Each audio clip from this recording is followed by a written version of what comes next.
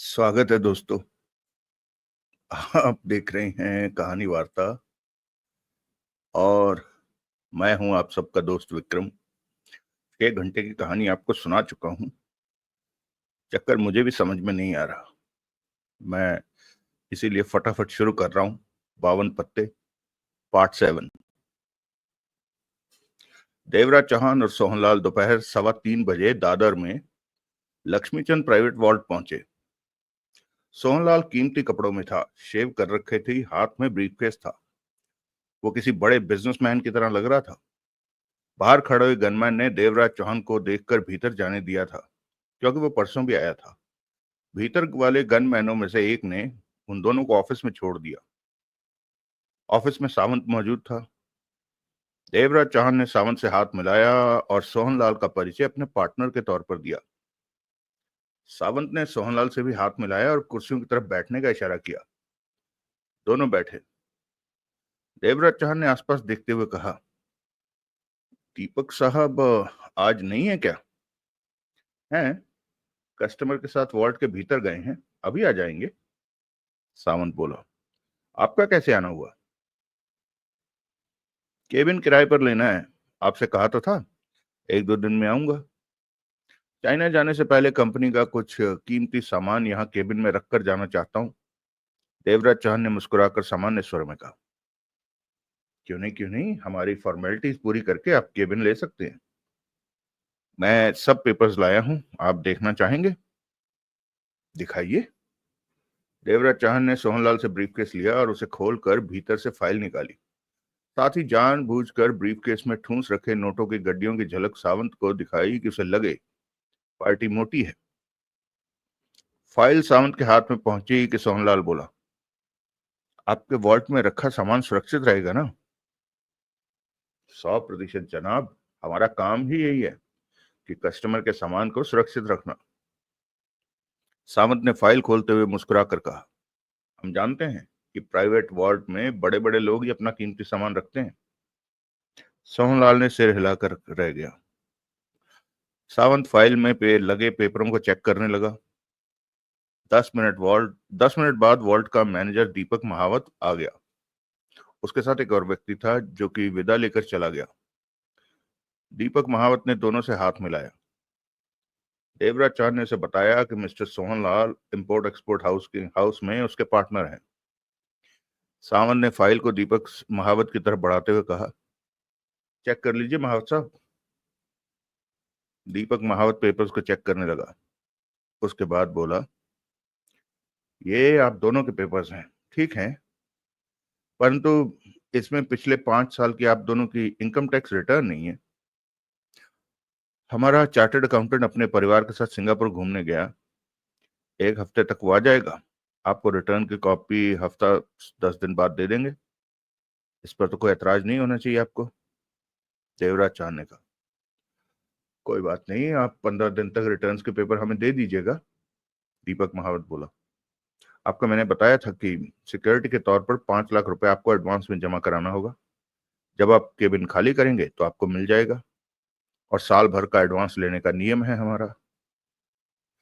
पैसा मैं अपने साथ लाया हूँ। देवराज चौहान ने पुनः ब्रीफकेस खोला। हजार हजार के नोटों की 5 गड्डियां निकालकर टेबल पर रखी और साल का एडवांस किराया भी दे दिया।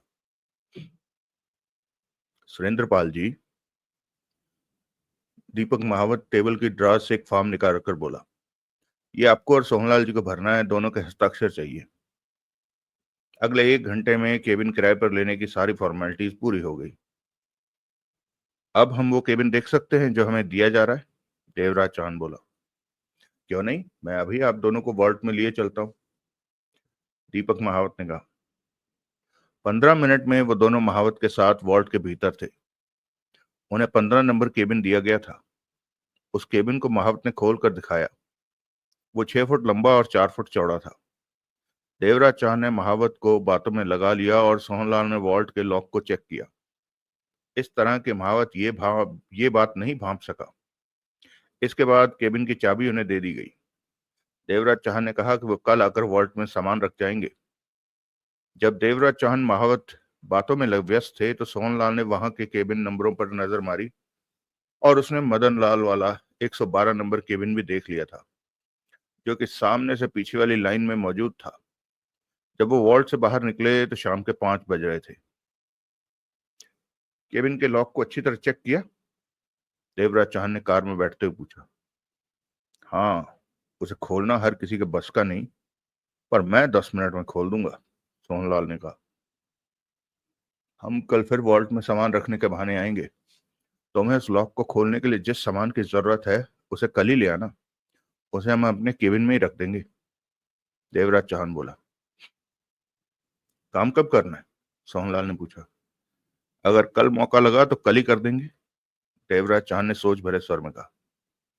कल कैसे? 10 मिनट में तुम 10 मिनट तुम लॉक खोलने में लोगे? देवराज चौहान बोला। 15 से 20 मिनट चाहिए हमें मदन के केबिन को खाली करके उसका सामान अपने केबिन में रखने में।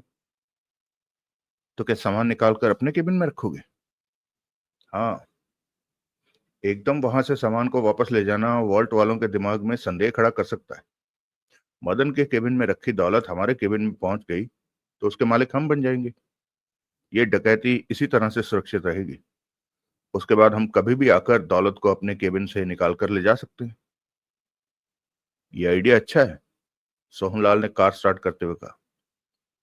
पर ये सब कुछ वॉल्ट वालों पर निर्भर करता है कि हमें आधा घंटा वॉल्ट के भीतर केबिन के पास रहने दे। वो नहीं रहने देंगे क्या?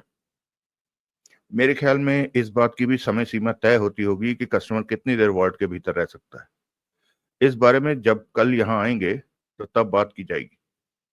जैसे भी हो, आधे घंटे का वक्त तो हमें भीतर रहने के लिए लेना ही होगा। अगला दृश्य। देवराज चौहान को सोहनलाल बंगले के बाहर छोड़ गया था। देवराज चौहान गेट के पास पहुंचा तो उसे देखते ही दरबान देवराज चौहान देवराज चौहान भीतर प्रवेश करके पोर्च में जा पहुंचा। वहां रतन सिंह दिखा। मालिक, नमस्कार, रतन सिंह फौरन बोला। रतन सिंह, देवराज चौहान ने सिर हिलाकर कहा। जो गाड़ी में सुबह ले गया था उसके शीशे कुछ शरारती लोगों ने तोड़ दिए। इसके साथ ही देवराज चौहान ने बताया कि कार कहां पर खड़ी है। गाड़ी को वहां से उठाकर वर्कशॉप में दे देना ठीक करने के लिए। मैं अभी जाता हूं मालिक।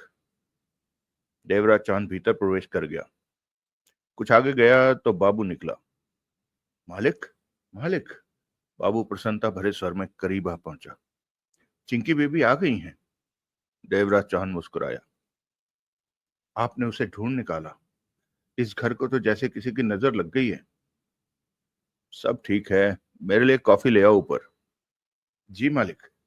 आपके ससुर साहब कुछ देर पहले ही आए हैं, बाबू ने बताया। कहाँ? ऊपर आपके बेडरूम में ही है। देवराज चौहान ने सिर हिलाकर आगे बढ़ गया। बाबू वहीं खड़ा देवराज चौहान की पीठ को देखता रहा। जब देवराज चौहान नजरों से ओझल हो गया तो उसके होंठों के बीच छोटी सी मुस्कान उभरी। अर्थपूर्ण, बहुत कुछ कह रही थी वो मुस्कान। सब ठीक ही तो चल रहा है, बाबू बड़बड़ा उठा।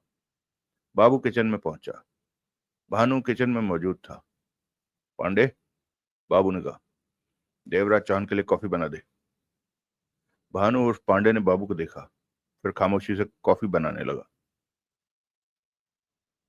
देवराज चौहान ने दरवाजा धकेल कर बेडरूम में प्रवेश किया। कमरे में नोरा, श्रेया और सुंदरलाल जी मौजूद थे। वो सब खुश नजर आ रहे थे। नोरा का चेहरा चमक रहा था। चिंकी, जो कि सुबह डरी हुई थी और रंग उड़ा लग रहा था, अब सामान्य थी, खुश थी। भैया, देवराज चौहान को देखते ही श्रेया कुर्सी से उठकर देवराज चौहान की तरफ दौड़ी और उसके सीने से लग गई। देवराज चौहान ने मुस्कुराकर उसके सिर पर हाथ फेरा और बोला, अब मेरी बहन कैसी है? श्रेया सुबह उठी। ये क्या?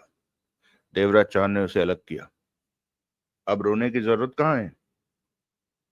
अगर आप ना होते भैया तो जाने मेरा क्या हाल होता, श्रेया ने भीगे स्वर में कहा। ऐसी बातें नहीं करते। मैं क्यों नहीं होता?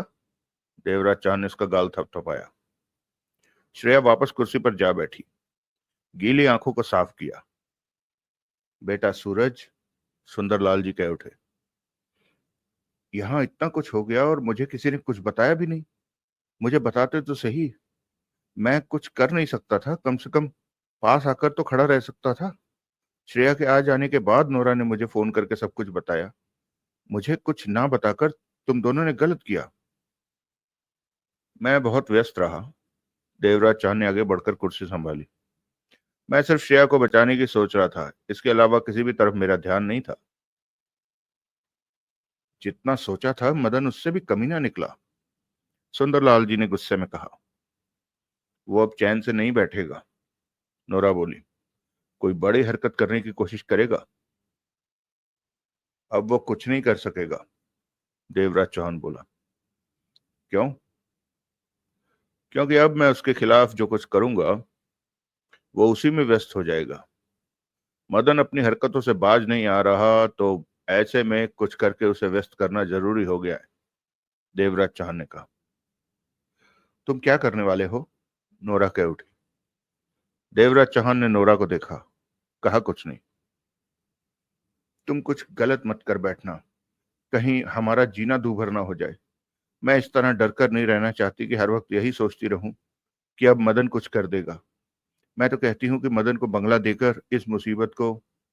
नहीं, सुंदरलाल जी तेज स्वर में कह उठे। सूरज, मदन को बंगला कभी मत देना। उसे सबक सिखाने की जरूरत है। नोरा कितना भी कहे, इसकी बात कभी मत मानना। पर पापा। नहीं नोरा, मुझे तुम्हारी बात मंजूर नहीं। मदन के आगे झुकना मुझे पसंद नहीं। अब ज्यादा कुछ नहीं कर सका तो उसने श्रेया का अपहरण कर लिया। ये नीचता दिखाई उसने। मैं मैं मदन को कुछ नहीं देने वाला, देवराज चांद कह उठा। शाबाश बेटा, सुंदरलाल जी का स्वर सख्त था। मेरी मानो तो मदन के खिलाफ पुलिस में रिपोर्ट लिखा दो। मैं ऐसा कुछ नहीं करूंगा। उसके बाद सुंदरलाल जी विदा लेकर चले गए। देवराज चौहान ने श्रेया से पूछा, मदन की कैद के दौरान तुम्हें कोई परेशानी तो नहीं हुई? नहीं भैया, उसके बदमाशों ने हर तरह से मेरा ध्यान रखा। चिंकी, तुम जरा अपने कमरे में जाओ, तुम्हारे भैया से मैंने कुछ बात करनी है, नोरा गंभीर स्वर में बोली। मैं जाऊं भैया? श्रेया ने भोलेपन से कहा। हाँ, रात का खाना हम इकट्ठा ही खाएंगे, देवराज चौहान ने मुस्कुराकर कहा। श्रेया बाहर निकल गई। पापा ठीक कहते हैं, तुम पुलिस में मदन के खिलाफ रिपोर्ट क्यों नहीं लिखा देते? नोरा ने कहा। तुमसे पहले भी कह चुका हूं कि मैं पुलिस के पास नहीं जा सकता। जो करना है मुझे खुद ही करना है। बताओगे नहीं क्यों? नहीं बता सकता। श्रेया को वापस ले आने के लिए शुक्रिया। मुझे तो अभी भी विश्वास नहीं हो रहा कि श्रेया घर वापस आ गई है। देवराज चौहान ने कुछ नहीं कहा। तभी दरवाजे पर थपथपाहट पड़ी। इजाजत लेकर बाबू भीतर आया और देवराज चौहान के सामने कॉफी का प्याला रखकर चला गया। देवराज चौहान ने कॉफी का घूंट भरकर नोरा को देखा। तुम कह रहे थे मदन के खिलाफ क्या करने वाले हो? नोरा देवराज चौहान के सामने आ बैठी। देवराज चौहान ने कॉफी का दूसरा घूंट भरा। जवाब दो, मैं नहीं चाहती कि तुम कुछ ऐसा करो कि मेरा परिवार मुसीबत में पड़ जाए। इस परिवार का 50 करोड़ जो कि मदन के वॉल्ट के केबिन में है, वो तुम लोगों को दिलवाने वाला हूं। क्या? नोरा चौंकी, कुछ बेचैन से दिखी। कैसे? इस काम को पूरा करना मेरा काम है। तुम उस वॉल्ट में चोरी करने वाले हो? देवराज चौहान ने हाँ में सिर हिला दिया। फंस जाओगे, ये मत करो। तुम फंस गए तो तो मुझे मेरा काम करने दो। सब चिंता मुझ पर छोड़ दो। जब मैं ऐसा कर दूंगा तो मदन के होश उड़ जाएंगे, वो समझ भी नहीं सकेगा कि ये मेरा काम है। बंगला भूलकर अपनी दौलत की तलाश में लग जाएगा। इधर से उसका ध्यान बढ़ जाएगा। तुम लोगों को 50 करोड़ भी मिल जाएगा और उधर मदन का ध्यान दूसरी तरफ चला जाएगा। जाने क्यों मुझे डर लग रहा है। नोरा सूंख रहे होठों पर जीभ फेर कर बोली। देवराज चौहान ने कॉफी का घूंट भरा। तो तुम कब ये काम करने वाले हो? नोरा परेशान सी कह उठी। शायद कल ही हो जाए। कल? नोरा ने उसी पल अपने दिल पर हाथ रखा। चेहरे पर घबराहट आ गई। इस काम की मैं तैयारी कर चुका हूं और तुम आखिर हो कौन? अपने बारे में बताते क्यों नहीं? नोरा कह उठी। बताने की जरूरत नहीं है, क्योंकि अब मेरा जाने का वक्त आ गया है, देवराज चौहान बोला। जाने का वक्त? इस परिवार को बचाने की खातिर मैं कई दिन से यहां रह रहा हूं। जल्दी ही तुम लोगों के हवाले वो 50 करोड़ भी कर दूंगा जो मदन ने दबा रखे हैं। उसके बाद मेरे यहां रहने की जरूरत नहीं। पर मदन हमें फिर तंग। सूरज को अब यहां आ जाना चाहिए। उसे पुलिस के पास जाना चाहिए, मदन के खिलाफ रिपोर्ट लिखाए, उस पर केस करे। ऐसे में मदन कुछ नहीं कर सकेगा। आगे जो करना है सूरज ने ही करना है। लेकिन सूरज है कहाँ? वो तो ये अब सूरज पर निर्भर है कि वो यहाँ आता है कि नहीं। वो उसने मुझे कहा था कि श्रेया के मिल जाने के बाद वो मुझसे मिलेगा। सूरज मिला तो मैं उसे घर वापस आने के लिए कहूंगा, देवराज चौहान ने कहा। कॉफी समाप्त की और सिगरेट सुलगा ली। चेहरे पर किसी तरह के भाव नहीं थे। तुमने श्रेया को कैसे ढूंढा? मैंने नहीं, मेरे दोस्तों ने ढूंढा। इतनी बड़ी मुंबई में श्रेया को ढूंढ लेना हैरानी की बात नहीं, और हैरानी की बात नहीं तो और क्या है? मदन कच्चा खिलाड़ी है। ये काम जरा भी कठिन नहीं रहा। श्रेया बता रही थी कि तुमने और तुम्हारे साथी ने कैसे बदमाशों का मुकाबला। तभी देवराज चौहान का फोन बज उठा। देवराज चौहान ने बात की। दूसरी तरफ सूरज था। आज मैं बहुत खुश हूं, उसकी आवाज सुनते ही उधर से सूरज ने कहा। तुमने चिंकी को बचा लिया। मेरी जान में जान आ गई। वरना मैं तो चिंता में मरा जा रहा था कि चिंकी वापस घर आ भी पाएगी या नहीं। मैं तो चिंकी घर आ चुकी है, मालूम है। मुझे समझ में नहीं आता कि तुम्हारा एहसान कैसे चुका पाऊंगा मैं। तुमने कहा था जब चिंकी आ जाएगी तो मुझसे मिलोगे। हाँ, जरूर मिलूंगा। मैं खुद भी तुमसे मिलना चाहता हूँ, उधर से सूरज ने गहरी सांस लेकर कहा। देवराज चौहान अपनी आवाज को उधर से आती सुन रहा था। तुम्हें आज ही मिलना चाहिए। आज? नहीं, आज नहीं, अभी नहीं। मुझे 3-4 दिन का वक्त दो।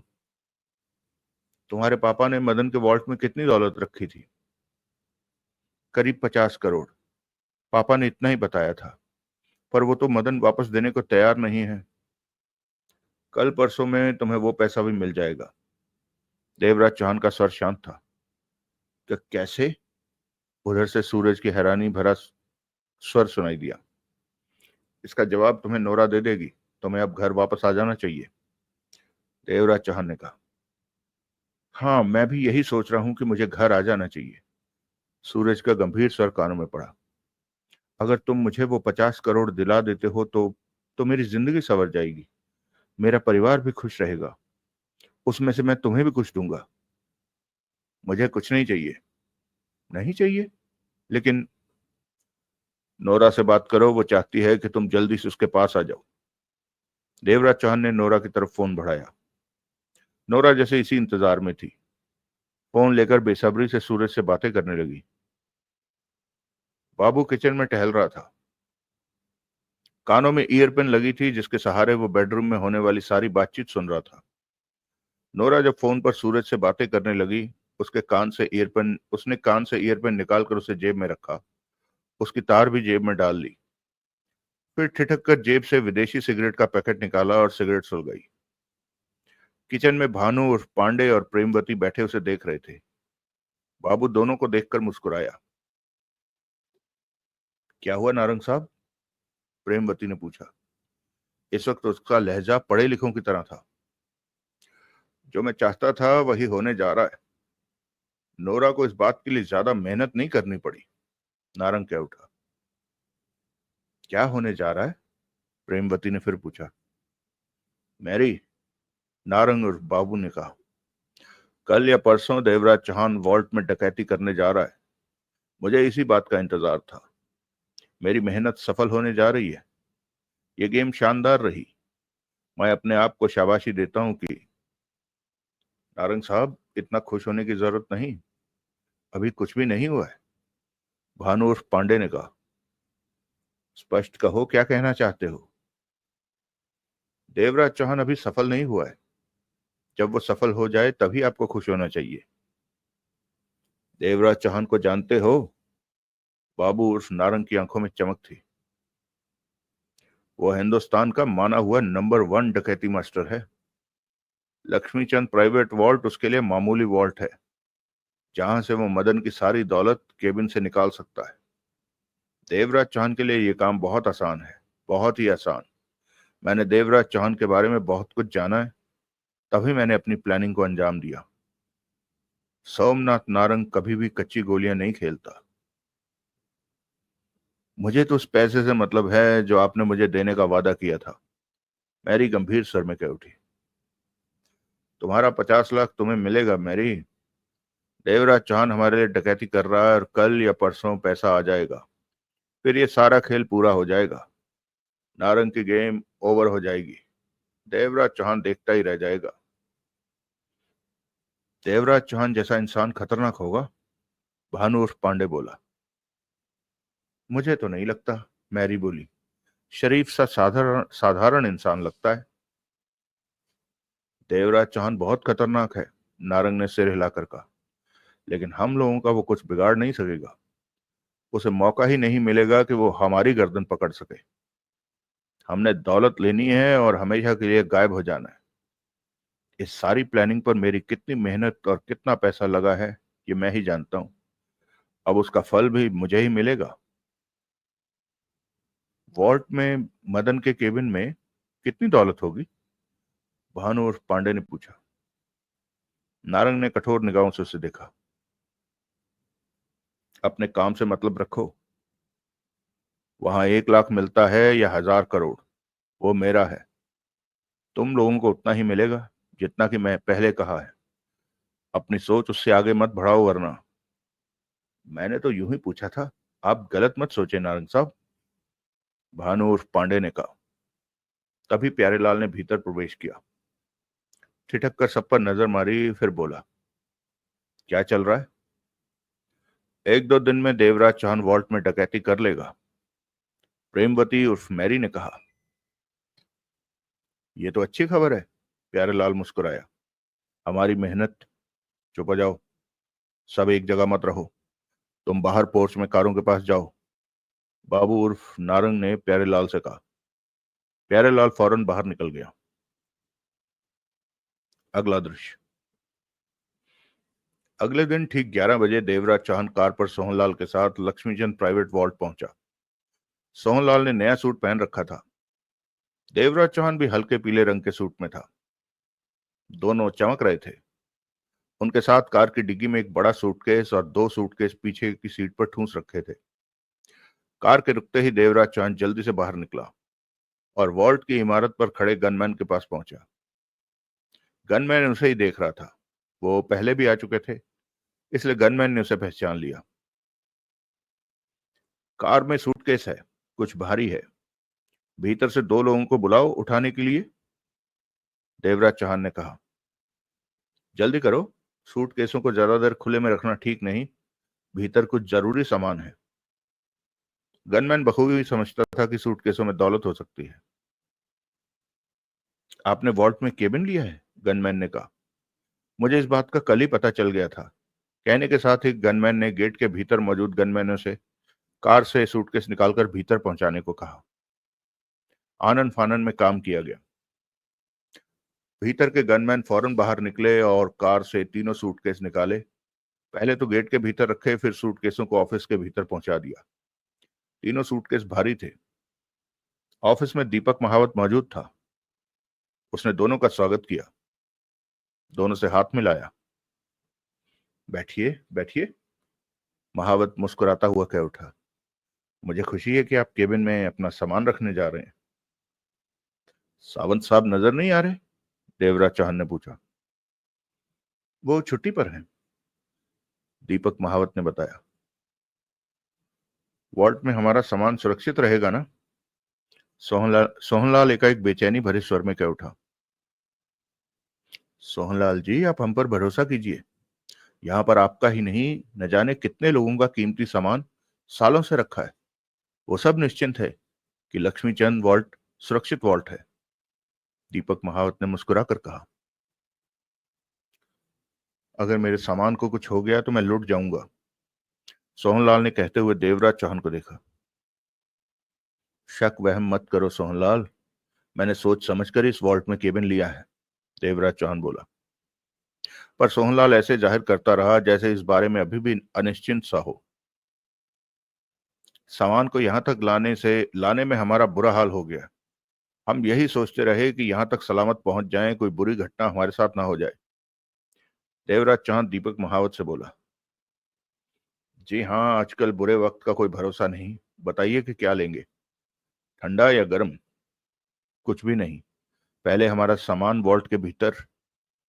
ठीक है, ठंडा गर्म बाद में। आपका कहना ठीक है कि पहले काम निपटा लिया जाए। हम वॉल्ट में कितनी देर रुक सकते हैं, देवराज चौहान ने पूछा।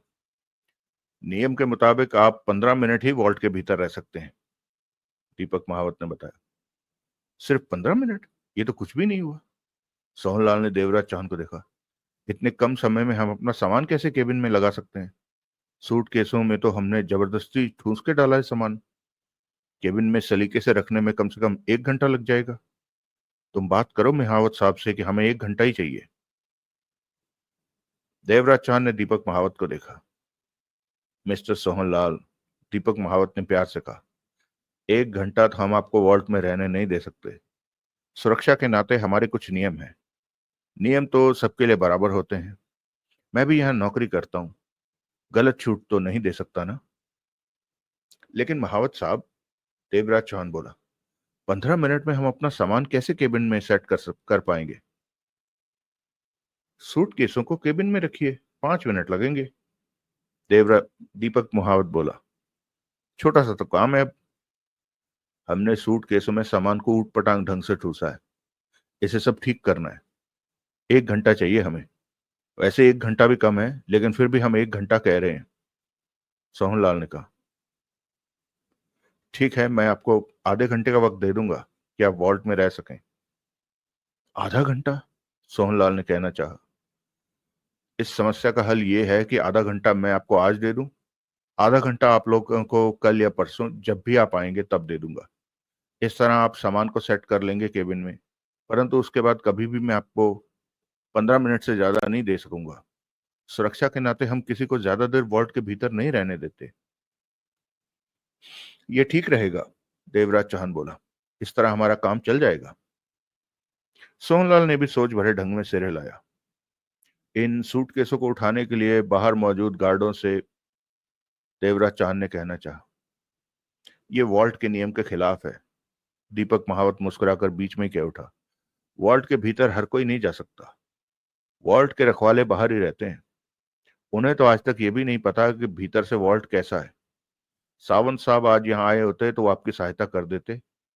फिर भी मुझसे जितना हो सकेगा मैं आपकी सहायता करूंगा। लेकिन हम यहाँ सूटकेसों को अकेला नहीं छोड़ सकते। एक सूटकेस 2 आदमी लेकर जाएंगे तो आपको चिंता करने की जरूरत नहीं है। मैं और मिस्टर सुरेंद्र पाल एक एक सूटकेस उठा ले जाएंगे। आप यहीं पर बाकी के सूटकेसों के पास रहिए, तीसरे के साथ आप भी आ जाइएगा। लेकिन सूटकेस छोड़े कहां जाएंगे, सोहन अड़ियल अंदाज में बोला। वॉल्ट के दरवाजे के भीतर रखेंगे, वो दरवाजा सिर्फ मुझे ही खोलना आता है कि। ये सब नहीं चलेगा महावत साहब, मैं सूटकेसों को अकेला नहीं छोड़ सकता, यहां भी नहीं वहां भी नहीं।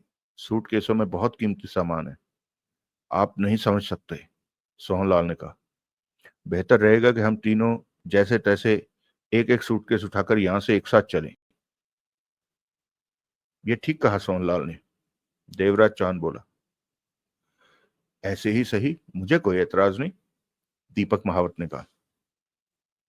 तीनों उन भारी सूटकेसों को एक एक उठाकर ऑफिस से बाहर निकले और दीवार के साथ साथ ही आगे बढ़ने लगे। सूटकेस भारी थे, कुछ कदम चलने के बाद उन्हें नीचे रखना पड़ता था। गनमैन वहां दिख रहे थे। सुरेंद्र पाल जी, दीपक महावत गहरी गहरी सांस लेता बोला, सूटकेसों में लोहा भर रखा है क्या? कीमती सामान है। कितना आगे जाना है, देवराज चौहान ने पूछा। बस पहुंच ही गए। 10 कदम आगे वो तीनों एक बंद दरवाजे के सामने रुके। दरवाजा खुले में था, स्टील का था, मजबूत दरवाजा। उस पर कॉम्बिनेशन के अलावा चाबी डालने के लिए की होल भी बना हुआ था।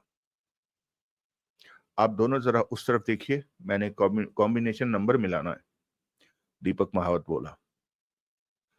क्या इस दरवाजे के पार वॉल्ट है? ये तो सुरक्षा व्यवस्था नहीं हुई, सोहनलाल ने कहा। मैं सोहनलाल जी, गलतफहमी में मत रहिए, अभी रास्ता लंबा है, मुंह उधर कीजिए। देवराज चौहान और सोहनलाल ने दूसरी तरफ देखा। करीब मिनट भर बाद दीपक महावत ने कहा, अब इधर देख सकते हैं। दोनों ने दरवाजों को देखा। कॉम्बिनेशन नंबरों के पास दरवाजे में ही फिट नन्ही सी ग्रीन लाइट जल रही थी। दीपक महावत दरवाजे की होल में लंबी सी चाबी डालकर घुमा रहा था। 4 या 5 बार उसने चाबी घुमाई होगी। फिर दरवाजे का हैंडल पकड़कर उसे धकेला तो दरवाजा खुल गया। आइए आइए, भीतर आइए, दीपक महावत बोला। तीनों ने सूटकेसों को उठाकर भीतर रखा और खुद भी भीतर आ गए। दीपक महावत ने दरवाजा बंद कर दिया, परंतु भीतर की रोशनी ने उन्हें अंधेरे का एहसास नहीं कराया। क्या हम वॉल्ट के भीतर हैं? देवराज चौहान ने पूछा। अभी नहीं, वॉल्ट के भीतर जाना आसान नहीं। दीपक महावत सूटकेस को पहियों पर चलाकर गैलरी में आगे बढ़ता कह उठा। सोहनलाल जी, आप वॉल्ट की सुरक्षा व्यवस्था पर शक कर रहे हैं।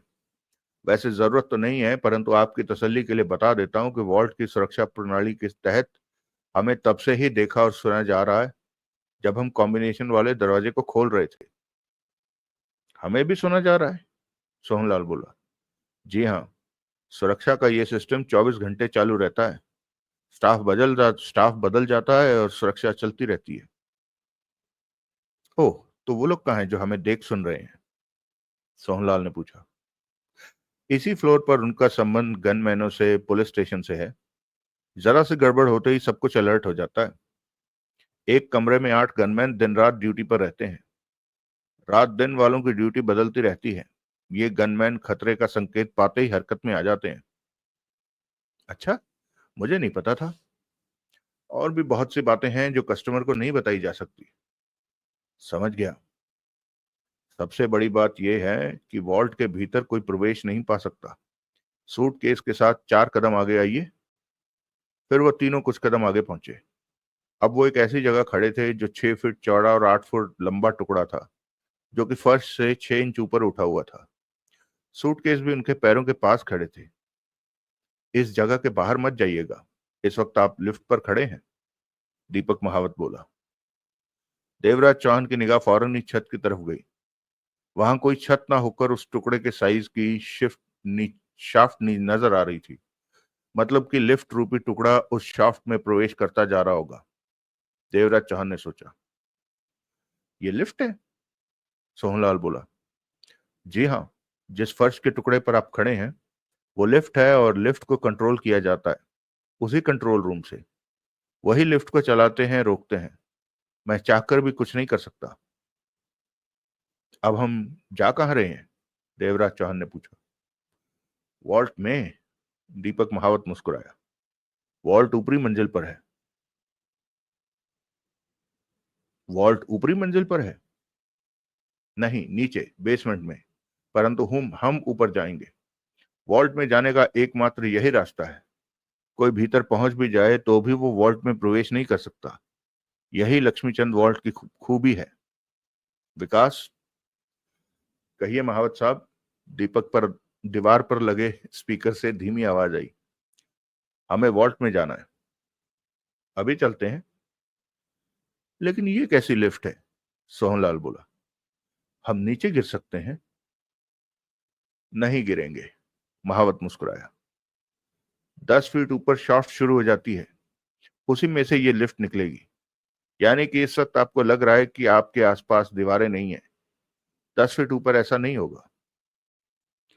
इस शाफ्ट में रास्ता है वॉल्ट तक पहुंचने का? तक पहुंचने का नहीं, वॉल्ट के भीतर ये लिफ्ट ले जाती है। भीतर? देवराज चौहान के होंठ सिकुड़े। जी हाँ, आप लोगों को वॉल्ट के भीतर पहुंचाकर लिफ्ट वॉल्ट से बाहर आ जाएगी, और आप लोगों के वापस जाने तक वहीं ऊपर रुकी रहेगी। एकमात्र यही रास्ता है वॉल्ट में प्रवेश करने का। और दूसरा रास्ता है ही नहीं। ये वॉल्ट की दौलत को सुरक्षित रखने के लिए सबसे सुरक्षित जगह है। कोई इसके भीतर पहुंच नहीं सकता। मेरे ख्याल में ये सुरक्षा नाकाफी है, देवराज चौहान ने कहा। वो कैसे? दीपक महावत ने उसे देखा। इस शाफ्ट के रास्ते को जुगाड़ लगाकर वॉल्ट तक पहुंच सकता है। नहीं, दीपक महावत ने इंकार में सिर हिलाया। बड़े से बड़ा महारथी भी ऐसा नहीं कर सकता। शाफ्ट में 6 जगह स्टील की मोटी ग्रिल लगी हैं, जिन्हें कि सिर्फ कंट्रोल रूम से ही हटाया जा सकता है, और इस वक्त कंट्रोल रूम से उन्हें उन्हीं ग्रिलों को हटाने का काम किया जा रहा है। शाफ्ट में लगी 6 ग्रिलों को कैसे भी हटाने की बात असंभव है, जबकि 24 घंटे शाफ्ट में कैमरे काम करते रहते हैं और कंट्रोल रूम से बराबर शाफ्ट में नजर रखी जाती है। यह सपने जैसा है कि कोई इस पर भी वॉल्ट तक पहुंच जाए। इस बारे में देवराज चौहान ने ज्यादा बात नहीं की, क्योंकि उसके पास वॉल्ट में जाने की वजह थी। उसने और सोहनलाल ने सारे नियमों को पूरा करते हुए वॉल्ट के केबिन किराए पर लिया था। अगर दीपक महावत के बताए सुरक्षा नियमों पर गौर किया जाए तो वास्तव में वॉल्ट के भीतर पहुंचना कठिन काम था। तभी विकास नाम के व्यक्ति की वही आवाज फिर उभरी। रेडी महावत साहब? हाँ विकास, दीपक महावत ने कहा। 10 सेकंड बीते कि जहां वो खड़े थे उसके पैरों में हल्का सा कंपन हुआ और फिर वो बेहद धीमे से ऊपर उठने लगे। देवराज चांद ने ऊपर देखा। ऊपर की शाफ्ट सिर के करीब आती जा रही थी। 20 सेकंड बाद लिफ्ट शाफ्ट में प्रवेश कर गई और अब उन्हें अपने आसपास दीवारें नजर आने लगी। वो आराम से खड़े रहे। 20 फुट ऊपर जाने पर लिफ्ट रुकी सी महसूस हुई और बाईं तरफ सीधी जाती शाफ्ट नजर आ रही थी। रुकने के बाद लिफ्ट में चलने का कंपन पुनः शुरू हुआ और अब लिफ्ट ऊपर जाने की अपेक्षा बाईं तरफ मुड़ गई। बाईं तरफ वाली शाफ्ट में सरकने बाईं तरफ वाली शाफ्ट में सरकने लगी। इस शाफ्ट की दीवारों में कई जगह 4-6 इंच का गैप नजर आ रहा था। महावत ने बताया कि हर गैप की जगह ग्रिल लगी होती है, जो कि सामने के गैप में जाकर फिक्स हो जाती है।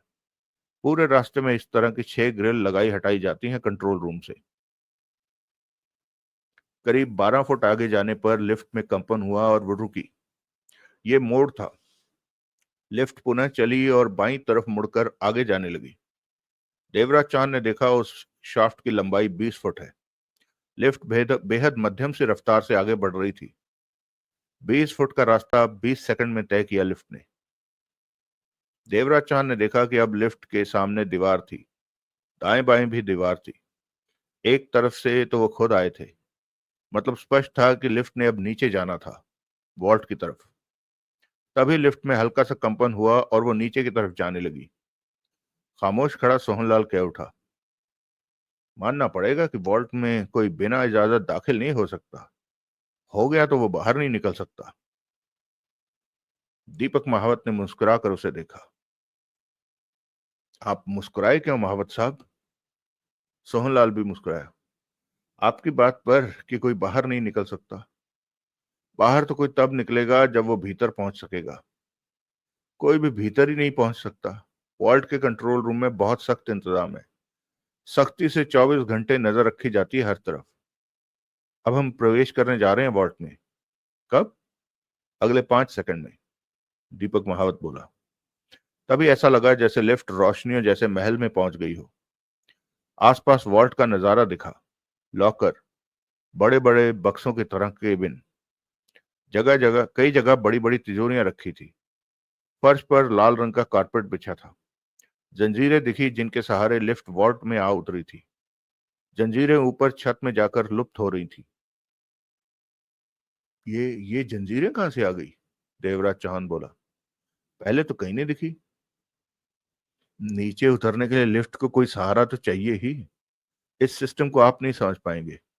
कस्टमर को इन चीजों के बारे में ज्यादा नहीं बताया जाता, दीपक महावत ने सामान्य स्वर में कहा। पर जब लिफ्ट नहीं होती तो स्ट्रांग रूम की छत पर क्या होता है? क्या जगह इसी तरह खाली रहती है? मजबूत स्टील की रॉडों का जाल होता है। ग्रिल होती है, आपको पहले भी बता चुका हूं। देवराज चांद सिर हिलाकर रह गया। लिफ्ट नीचे फर्श पर पहुंचकर रुक चुकी थी। दीपक महावत नीचे उतरा। वो दोनों भी उतरे। सूटकेस नीचे उतारे जाने लगे। फिर महावत बोला, आइए मैं आपको आपका 15 नंबर केबिन दिखा दूं। दीपक महावत ने उन्हें केबिन दिखाया जिसे वो पहले भी देख चुके थे।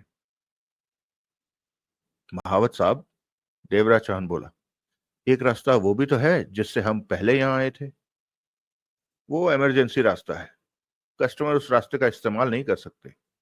दीपक महावत बोला, कल आप दोनों को इसलिए वो रास्ते इस्तेमाल किया गया कल आप दोनों के लिए इसलिए वो रास्ता इस्तेमाल किया गया कि लिफ्ट का स्टीम चेकअप करने के लिए कंपनी का मैकेनिक आया हुआ था। इसलिए लिफ्ट को कल दिन भर रोक रखा था। कल हर कस्टमर के लिए वही रास्ता इस्तेमाल किया गया था, लेकिन उस रास्ते से किसी का भीतर आना इस रास्ते से भी कठिन है। वो कैसे? देवराज चांद ने दिलचस्पी से पूछा। सुरेंद्र पाल साहब, आप सिक्योरिटी सिस्टम जानने के बारे में कुछ ज्यादा ही दिलचस्पी नहीं ले रहे क्या? दीपक महावत कह उठा। देवराज चांद फौरन संभला। उत्सुकता के नाते पूछ रहा हूं, देवराज चांद ने कहना चाहा। इतनी उत्सुकता मत दिखाइए कि सामने वाला आपके बारे में सोचने लगे। दीपक महावत मुस्कुराया। देवराज चांद हौले से हंस पड़ा। आपका वॉल्ट, आपकी सुरक्षा। देवराज चांद बोला, हमें तो अपने सामान की गारंटी चाहिए, जो कि मिल ही रही है। दीपक महावत वापस लिफ्ट पर पहुंचा और नीचे झुककर कोने में लगा एक बटन दबाया। फिर बोला, मैंने आप लोगों को 30 मिनट का वक्त दिया है, उससे ऊपर 1 मिनट भी नहीं मिलेगा। मैं इसी लिफ्ट पर आपका इंतजार कर रहा हूं। ये लिफ्ट 10 फीट ऊपर छत का हिस्सा बनी रुकी रहेगी। मैं उस पर मौजूद रहूंगा। अगर आप 30 मिनट से पहले फारिग हो जाएं तो यहीं नीचे आकर मुझे आवाज दीजिएगा। मैं आवाज सुन लूंगा आपकी। ये खतरे वाली बात थी। वॉल्ट के भीतर होने वाली आहटों को दीपक महावत सुन सकता था। कंट्रोल रूम में बैठे लोगों को कैसे पता चलेगा कि लिफ्ट ऊपर आनी है? देवराज चांद ने पूछा। मैंने बटन दबाकर उन्हें बता तो दिया। वो तभी लिफ्ट का टुकड़ा जंजीरों के सहारे ऊपर की तरफ उठने लगा। देखते ही देखते वो लिफ्ट छत का हिस्सा बनकर ठहर गई। दीपक महावत दिखना बंद हो गया। लिफ्ट के नीचे वाले हिस्से पर 1 फुट व्यास के 3 निशान बने दिख रहे थे। देवराज चौहान समझ गया कि ये लिफ्ट जहां से ऊपर उठी शुरू में, वहीं लिफ्ट के नीचे लोहे के भारी पाए लिफ्ट को ऊपर उठा रहे थे। ऐसे गोल निशान उन्हीं पायों के हो सकते हैं। फिर भी देवराज चौहान इस वॉल्ट का सिस्टम देखकर तारीफ कर रहा था कि बेशक ये छोटा वॉल्ट ही सही, परंतु सुरक्षा की नजर से ये बेहद मजबूत था। देवराज चौहान और सोहनलाल की नजरें मिली। सोहनलाल, देवराज चौहान बोला, सूटकेसों को जल्दी से केबिन तक पहुंचाओ। फिर वो दोनों सूटकेसों को पहियों के दम पर सरकाकर 12 नंबर केबिन तक ले जाने लगे। 12 नंबर वहां से 15 कदमों की दूरी पर था। वहां की धीमी आवाजें दीपक महावत तक नहीं पहुंच सकती थी। तीनों सूटकेस 12 नंबर केबिन के सामने पहुंचे तो देवराज चांद धीमे स्वर में सोहनलाल से बोला, यहां हम पूरी आजादी के साथ काम नहीं कर सकते। कोई भी तेज आवाज महावत के कानों तक पहुंच सकती है। हमें कोशिश करनी है कि आवाज ना हो। धीमे स्वर में कहकर सोहनलाल एक सूटकेस पर झुका और जेब से चाबी निकालकर उस सूटकेस को खोला। सूटकेस में ईंटें भरी पड़ी थी। एक कॉलेज का बैग था जो कि सोहनलाल ने बाहर निकाला। उस बैग में उसके औजार रखे हुए थे। कहीं वो 30 मिनट से पहले ही तो नीचे नहीं आ जाएगा? पहले नहीं आएगा, वो 30 मिनट पूरे होने पर ही वॉर्ड में पहुंचेगा। तुम जल्दी करो। सोहनलाल ने 112 नंबर केबिन पहले ही देख रखा था। वो जल्दी से वहां पहुंचा और औजारों वाला बैग खोला और केबिन का लॉक खोलने में व्यस्त हो गया। देवराज चौहान भी उसके साथ था। देवराज चौहान कुछ पलों बाद वापस 15 नंबर केबिन के पास पहुंचा और जेब से 2 चाबियां निकालकर केबिन के लॉक को खोला। फिर उसको दोनों पल्ले खोल दिए। भीतर 6 फुट लंबी 4 फुट चौड़ी जगह थी। उसमें काफी सामान आ सकता था। उस खाने के बीचों बीच एक शेल्फ थी जो कि इस वक्त फोल्ड करते हुए नीचे को गिरा रखी थी। यानी कि सामान रखने के लिए किसी को शेल्फ की जरूरत पड़े तो शेल्फ को उठाकर सीधा कर सकता था। शेल्फ 3 फुट चौड़ी थी। देवराज चौहान ने देखा कि ऐसी 2 शेल्फें थी केबिन में। उसके बाद देवराज चौहान ईंटों से भरे सूटकेस को 112 नंबर केबिन के पास पहुंचाने में लग गया। ये क्यों? केबिन का लॉक खोलते समय सोहनलाल ने पूछा। सूटकेस मदन के इस केबिन में रखे जाएंगे और मदन के केबिन में जो कुछ भी है उसे हम अपने केबिन में रख देंगे। इसमें खतरा है क्या? मान लो 2 घंटे बाद मदन ही इस केबिन से कुछ निकालने यहाँ आ जाता है और अपना सामान गलत पाकर यहाँ रखे तीनों सूटकेसों को देखकर वॉल्ट के मैनेजर दीपक महावत को बुलाता है। तो महावत इन सूटकेसों को देखकर फौरन पहचान लेगा कि वो हमारे हैं और हमने ही गड़बड़ की है। ऐसे में हम अपने वॉल्ट में रखी मदन की दौलत को लेने दोबारा यहाँ आएंगे तो फंस जाएंगे। महावत पुलिस में खबर देकर हमें पकड़वा देगा। सोहनलाल ने कहा, तुम ये क्यों सोचते हो कि मदन 2 घंटे बाद यहाँ आ जाएगा? ये सोचो कि वो अभी 2 महीने बाद भी नहीं आएगा। मेरे या तुम्हारे सोचने से कुछ नहीं होगा। आने वाले वक्त में क्या होता है किसी को पता नहीं है। सब ठीक रहेगा, हम कल या परसों यहाँ से सामान निकाल कर ले जाएंगे, देवराज चौहान ने कहा। सोहनलाल कुछ नहीं बोला, अपने काम में लग गया। देवराज चौहान ने तीनों सूटकेसों को यहाँ पहुंचा दिया, फिर टहलने लगा। 6-7 मिनट में ही सोहनलाल ने केबिन का लॉक खोल दिया। हो गया काम। सोहनलाल अपने औजारों को वापस बैग में रखता बोला, केबिन को खोल सकते हो अब। देवराज चौहान 2 कदम आगे बढ़ा और केबिन के पल्लों को खोला। भीतर नजर पड़ते ही वो 2 पल के लिए ठगा सा रह गया। 6x4 का केबिन ऊपर से नीचे तक ठसाठस भरा पड़ा था। नीचे आधे में तो 1000 के नोटों की गड्डियां इस तरह ठूस कर लगा रखी थी कि वो 30,000 गड्डियों से ज्यादा की दौलत होगी। बाकी की आधी ऊपर की जगह पर प्लास्टिक के सफेद पारदर्शी बड़े बड़े चौरस डिब्बों में हीरे जवाहरात भरे पड़े थे। इतनी दौलत मिलने की तो उन्हें आशा नहीं थी। ये तो मोटा माल है। सोहनलाल की नजर केबिन के भीतर पड़ी तो वो कह उठा, जो भी है इसे अपने केबिन तक पहुंचाओ, हमारे पास वक्त कम है। देवराज चौहान बोला। इसके साथ ही उसने ऊपर के हिस्से में पड़े हीरे जवाहरातों के 2 बक्से उठाए और वहां से चल दिया। सोहनलाल ने बिना वक्त गवाए पास रखे सूटकेसों को खोला और तेजी से ईंटें बाहर निकालने लगा। देवराज चौहान वापस लौटा तो सोहनलाल को देखकर बोला, ये क्या कर रहे हो? कल या परसों जब हम वॉल्ट से सामान लेने आएंगे तो महावत हमारे पास इन सूटकेसों को ना पाकर शक खा सकता है, इसलिए मैं नोट इन सूटकेसों में भर रहा हूं, सोहनलाल ने कहा।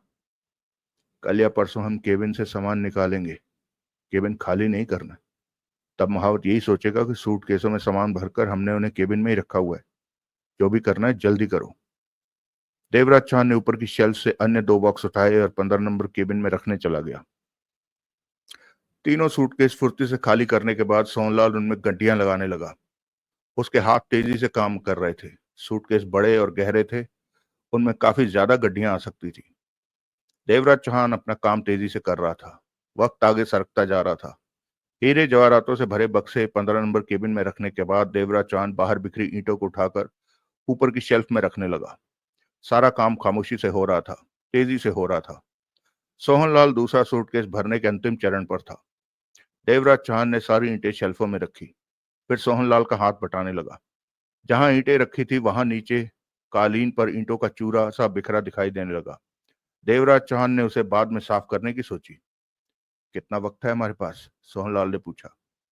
8 मिनट, देवराज चौहान ने घड़ी देखकर कहा। जो सूटकेस भर गए हैं मैं उन्हें रख कर आता हूं। देवराज चौहान ने नोटों की गड्डियों से भरे सूटकेसों को बंद किया और पहियों के दम पर धकेलता तेजी से वहां से ले गया। 2 मिनट बाद वापस लौटा और दूसरा सूटकेस भी ले आया। तब तक सोहनलाल तीसरा भर चुका था, परंतु अभी भी नोटों की गड्डियां मदन के केबिन में काफी सारी रखी नजर आ रही थी। देवराज चौहान तीसरा सूटकेस ले जाते बोला, कारपेट का कारपेट पर बिखरा ईंटों का चूरा हाथ मार मार कर साफ करो। अभी गड्डियां भीतर हैं, उन्हें हम छोड़ भी सकते हैं, परंतु ईंटों का चूरा महावत को शक में डलवा सकता है। सोहनलाल हाथ मार मार कर ईंटों का चूरा वहां से हटाने लगा। ईंटों का चूरा बिखरता जा रहा था। उसकी निशान आंखों की पकड़ से दूर होते जा रहे थे। वैसे भी वो ज्यादा नहीं था। देवराज चौहान तीसरा सूटकेस रखकर वापस लौटा और बोला, अब गड्डियां उठा उठाकर अपने वाले केबिन में रखो।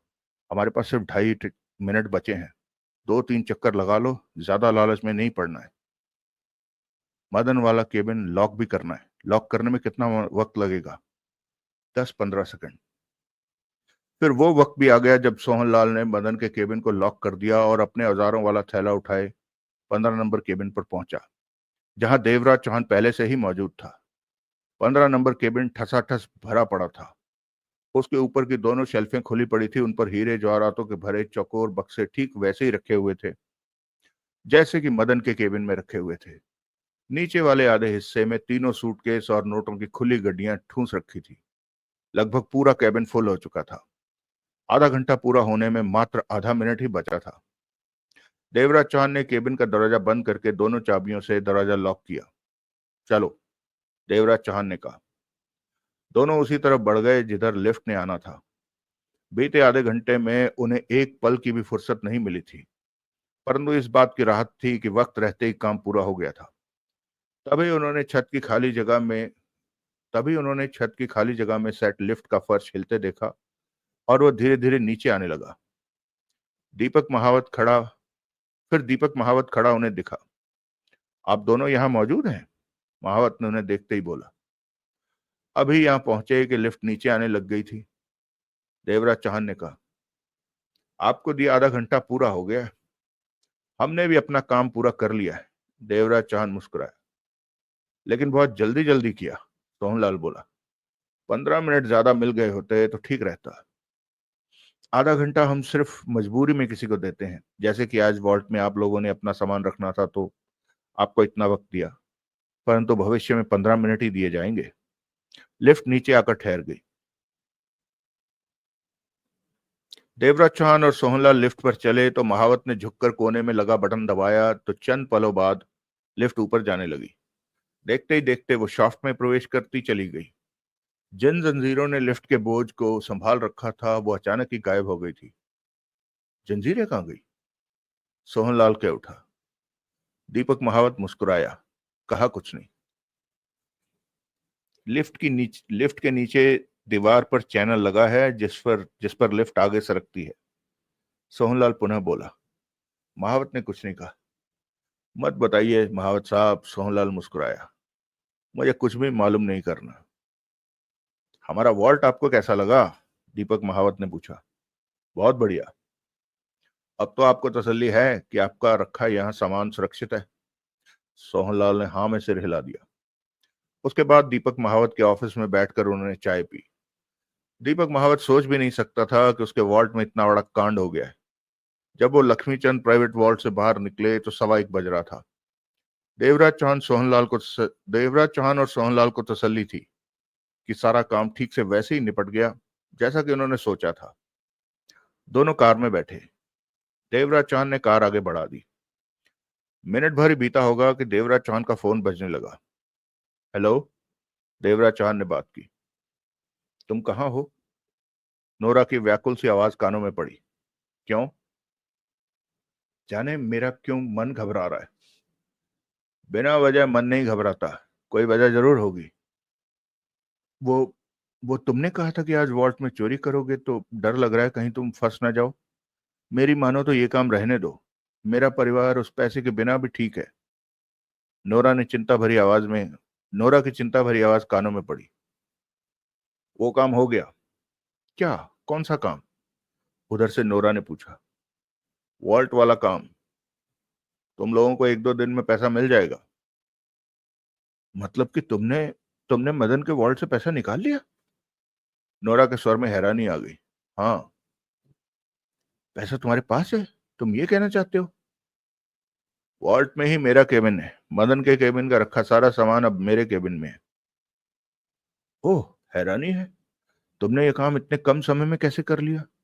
कल ही तो तुमने कहा था कि मैं फिर बात करूंगा तुमसे, अभी मैं व्यस्त हूं। देवराज चौहान ने फोन बंद कर दिया। नोरा का फोन था? सोहनलाल ने पूछा। हाँ, हैरानी है मुझे कि हमारे वॉल्ट से निकलते ही इस बारे में नोरा का फोन आ गया, देवराज चौहान बोला। इत्तेफाक है, सोहनलाल ने कहा। कार ड्राइव करते देवराज चौहान की निगाह आगे पीछे दाएं बाएं घूमी, परंतु कोई ऐसा नहीं दिखा जो उसकी कार पर नजर रख रहा हो। देवराज चौहान ने जगमोहन को फोन करके बताया, वॉल्ट वाला काम हो गया। मतलब कि मदन के केबिन में रखी दौलत तुम्हारे केबिन में? हाँ, काम पूरा हो गया। ये अच्छा हुआ। अब तुम्हें उसे उस बंगले पर जाने की जरूरत नहीं। नोरा को कब 50 करोड़ दोगे? कल परसों में वॉल्ट से दौलत निकाल ली जाएगी तब दूंगा। 50 करोड़ से ज्यादा का माल है? उधर से जगमोहन ने पूछा। काफी ज्यादा। कैश ही बहुत है, ऊपर से बेशकीमती हीरे जवाहरात। अब क्या प्रोग्राम है तुम्हारा? बंगले पर तुम्हारे पास ही आ रहा हूं। कहने के साथ ही देवराज चांद ने फोन बंद कर दिया। सोहनलाल सीट की पुष्ट से सिर टिकाए आंखें बंद किए बैठा था। मिनट भर भी नहीं बीता होगा कि देवराज चौहान को सड़क पर आगे जाती कार की रफ्तार एकाएक कम होती महसूस हुई। इस वजह से देवराज चौहान को भी कार की रफ्तार कम करनी पड़ी, जबकि देवराज चौहान इस वक्त सूरज के बारे में सोच रहा था कि सब ठीक ठीक पाकर वो अवश्य नोरा के पास लौट आएगा। उसके बाद वो लोग खुद ही फैसला करेंगे कि मदन से कैसे निपटना है। वैसे भी जब मदन को पता चलेगा कि वॉल्ट में मौजूद उसके केबिन में रखी दौलत गायब हो गई है तो उसके होश गुम हो जाएंगे। आगे वाली कार की रफ्तार और कम हो गई। देवराज चौहान ने अपनी कार की रफ्तार और कम की और अब आगे वाली कार के भीतर झांकने की चेष्टा की। उस कार में दो लोग सवार थे। एक चला रहा था और दूसरा बगल में बैठा था। उस कार के आगे रास्ता साफ था, तो फिर ये कार की रफ्तार क्यों कम कर रहा है? देवराज चौहान ने सोचा, साथ ही अपनी कार को साइड से निकालकर उस कार को ओवरटेक करते हुए निकल जाने की सोची, परंतु ऐसा कर नहीं सका।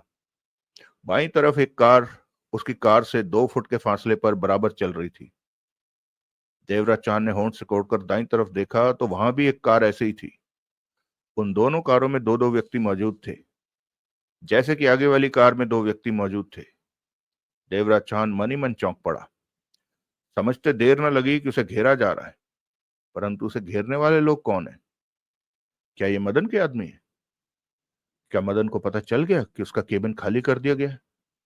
सोहनलाल, देवराज चांद ने शीशे द्वारा पीछे देखा तो ठीक पीछे भी एक कार दिखी। उसमें भी दो आदमी थे। सोहनलाल ने आंखें खोली और देवराज चांद को देखकर बोला, मैं सोच रहा था कि हमें घेरा जा रहा है। देवराज चौहान ने कहा। सोहनलाल चौंक कर सीधा बैठा, तुरंत आसपास देखा। फौरन उसे खतरे का एहसास हो गया। उन कारों को उसने भांप लिया था जो उन्हें घेर चुकी थी। ये मदन के लोग हो सकते हैं, देवराज चौहान बोला। तुम्हारे पास रिवॉल्वर? सोहनलाल ने कहना चाहा। कार में है, परंतु ये 8 लोग हैं, हथियार भी इनके पास होंगे। खुली सड़क पर गोलियां चली तो लोगों को पता चल जाएगा, तो लोगों को लग जाएंगी। तो एक ही रास्ता है, कार को किसी तरह भगा लें। पर कार भगाने की गुंजाइश नहीं है। किस तरह? चारों कारें हमारे आसपास। तभी आगे वाली कार ने ब्रेक लगा दी। देवराज चौहान ने तुरंत ब्रेक लगाकर अपनी कार रोक दी। दाएं बाएं और पीछे वाली कारें भी रुक गई। अब उनकी कार 4 कारों के बीच फंसी हुई थी। कारें रुकते ही पीछे आता ट्रैफिक रुकने लगा। ट्रैफिक जाम होते ही हॉर्न बजने लगे। तब तक घेरने वाली 4 कारों में से आदमी निकलकर उनकी कार के पास आ पहुंचे। देवराज चौहान और सोहनलाल चौंके, क्योंकि 3 आदमी तो उनमें वही थे जिन्होंने श्रेया का अपहरण किया था। इस वक्त 6 आदमियों ने उनकी कार घेर ली थी और 4 के हाथ में रिवॉल्वरें नजर आ रही थी। बाहर निकलो, कहने के साथ ही एक ने दरवाजा खोलने की चेष्टा की। दूसरे ने रिवॉल्वर का दस्ता शीशे पर मारा। सोहनलाल की तरफ वाला दरवाजा खुला था, पिन ऊपर थी। वो दरवाजा खुल चुका था। उन्होंने सोहनलाल को बांह पकड़कर बाहर खींचा और पास की कार के खुले दरवाजे से भीतर धकेल कर वो आदमी खुद भी सोहनलाल के साथ भीतर बैठ गया। सब कुछ बहुत तेजी के साथ हुआ। सोहनलाल हड़बड़ाकर बोला, ये क्या कर? चुप कर साले। वो आदमी सोहनलाल की गर्दन पकड़ता गुर्रा कर कह उठा। साथ ही उसने हाथ में दबी रिवॉल्वर की नाल का वार जोर से सोहनलाल की कनपट्टी पर किया। सोहनलाल के होंठों से पीड़ा भरी कराह निकली और बेहोश होकर सोहनलाल सीट पर लुढ़कता चला गया। तभी एक आदमी स्टीयरिंग सीट पर बैठा और दरवाजा बंद करके स्टार्ट कार का गियर डालता बोला, चलें, निकल लो। अगले ही पल कार तेजी से आगे बढ़ती चली गई। देवराज चौहान की तरफ वाला दरवाजा भी खुल चुका था। देवराज चौहान को कुछ भी करने संभलने का मौका नहीं मिला। दो ने पकड़कर उसे तीव्रता से बाहर खींचा। देवराज चौहान बाहर निकलकर लड़खड़ा उठा। अगले ही पल उसकी कमर से रिवॉल्वर आ लगी। 3 लोगों ने उसे घेर रखा था। वो सब तेजी से काम कर रहे थे। कार में बैठ, एक ने गुर्राकर कहा। लेकिन देवराज चौहान ने कहना चाहा। बिठाओ इसे कार में, दूसरा गुर्रा उठा। आनन फानन देवराज चौहान को कार के खुले दरवाजे से भीतर धकेल दिया गया। 2 आदमी उसके दाएं बाएं बैठ गए थे। उसे दबा के रिवॉल्वर पुनः कमर से आ लगी थी। तीसरा ड्राइविंग सीट पर आ बैठा और कार आगे बढ़ा दी। हमें मालूम है तो डकैती मास्टर देवराज चौहान है, लेकिन हमारे सामने सिर उठाने की चेष्टा की तो अभी भून देंगे। उसके बगल में बैठे व्यक्ति ने कठोर स्वर में कहा, कोई शरारत मत करना वरना। देवराज चौहान ने कहने वाले व्यक्ति की तरफ गर्दन घुमाकर उसे देखा। उसी पल दूसरी तरफ बैठे व्यक्ति ने रिवॉल्वर के दस्ते की चोट देवराज चौहान के सिर पर की। देवराज चौहान का दर्द से सिर करा उठा। तभी एक और जबरदस्त चोट उसके सिर पर पड़ी तो उसकी चेतना लुप्त होती चली गई। चलिए दोस्तों, कहानी का सस्पेंस बनाने के लिए इसे यहीं रोक रहा हूं मैं। अच्छा, मुझे बताइए कि आप देवराज चौहान की जगह होते तो आपको कौन कौन सा ऐसा क्लू मिला है कि कहीं कुछ गड़बड़ है?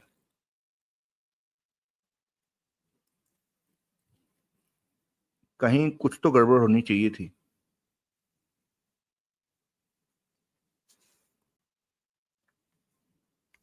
मेरे कहने का मतलब है कि एक तरफ देवराज चौहान इतना शातिर है और दूसरी तरफ देवराज चौहान इतना भोला है। ये भोलेपन का नहीं, ये बेवकूफी वाला अंदाज हो गया थोड़ा सा।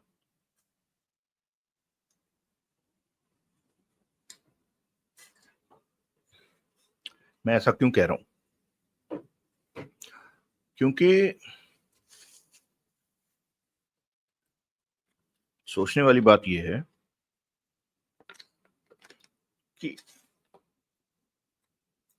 क्या देवराज चौहान को एक बारी भी एहसास नहीं हुआ कि यार चेक किया जाए कि ये कौन लोग हो सकते हैं? अच्छा, देवराज चौहान तो इस तरह मतलब उस बंगले में आने जाने लग गया जैसे उसका अपना घर हो। जब एक बार ये बात क्लियर हो गई है कि भाई तुम इस बंगले के असली आदमी नहीं हो, उस बंगले की जो मेन लेडी है उसे पता चल गया है कि सूरज नहीं सुरेंद्र पाल है, तो उसे वहां नहीं रहना चाहिए था। एनी विच वेज, रहता भी तो क्या देवराज चौहान जगमोहन से कह नहीं सकता था कि तुम जरा मेरे पीछे से फील्डिंग करो, देखो क्या हो रहा है क्या नहीं हो रहा है? और अगर वो जो नौकर टाइप आदमी नारंग है वो कोई ईव्स ड्रॉपिंग डिवाइस यानी सुनने वाली मशीन लगा सकता है, तो देवराज चौहान को तो ये बातें बहुत पहले से पता है। नहीं, मैं मानने को तैयार नहीं हूं कि देवराज चौहान ने गलती की है। मुझे अभी भी लग रहा है कि देवराज चौहान ने कहा let's go with the flow, जैसे चल रही कहानी उसे चलने दो एक बारी।